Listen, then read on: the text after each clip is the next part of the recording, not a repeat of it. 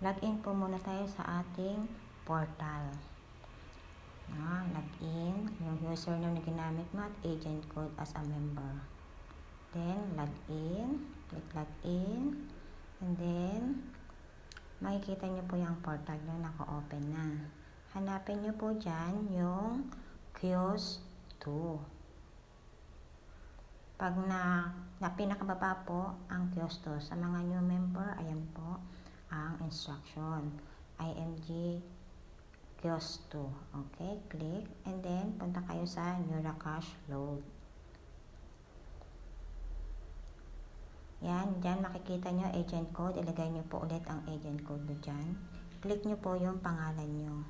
Yan, may lumabas na pangalan. Yan pang click nyo. Tapos may arrow. Tapos yung mga may circle, i-click nyo lang po yan para makita nyo yung mga nasa loob. Then, lagay nyo ang amount kung magkano ang i-cash in nyo sa NeuraCash Load. Then, next. I-click nyo po ang next. Then, makita nyo yung may mga arrow na yan. Fill upan nyo po yan lahat ng mga details na nasa resibo nyo. At ang email address na nilagay nyo dun sa para mag-reply ng notification yan sa inyo. And then, lagay nyo po yung remittance kung saan bank deposit dahil ang preferred ko ay BDO. Ngayon, ilagay nyo po yung mga details dyan. Yan, lagay nyo ang Philippines. Then, ayan, lagay nyo po yung mga nandyan. Pwede po yung lagay nyo na ng X. Or kaya yung state nyo, katulad sa akin, Rizal. Tapos city, Teresa. Ngayon, ilagay nyo na lang dyan sa address line 1, line 2. Lagay nyo na lang po ng X to proceed. X lang po, X. Yan. Para po mag-proceed ang inyong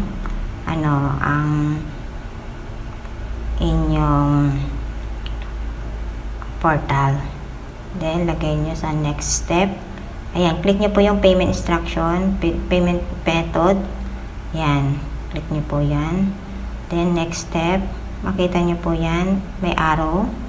Ayan, click nyo po yung video kasi yung prepared nyo. Depende po sa inyo kung anong prepared nyo dun sa resibo na nilagay nyo.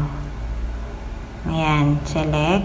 Diyan nyo po, click nyo po yan, yung may highlight na blue.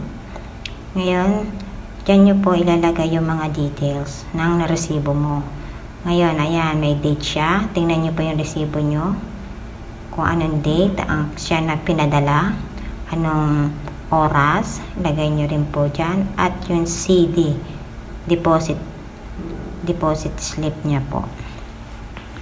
Deposit code. Ayan. Deposit code. Nandyan po yan lahat sa sa resibo nyo makikita. Yan, click nyo po yung select files. Diyan mo po i-upload yung yung resibo nyo na may nakalagay na highlight na mga details. Ayan gagawain nyo po yun. Yan lang po. Salamat sa panonood nyo po sa aking video. For the next video, wait lang po kayo. Mag-upload ulit po ako. Marami pong salamat sa mga gusto mong mag-subscribe. Subscribe for watching.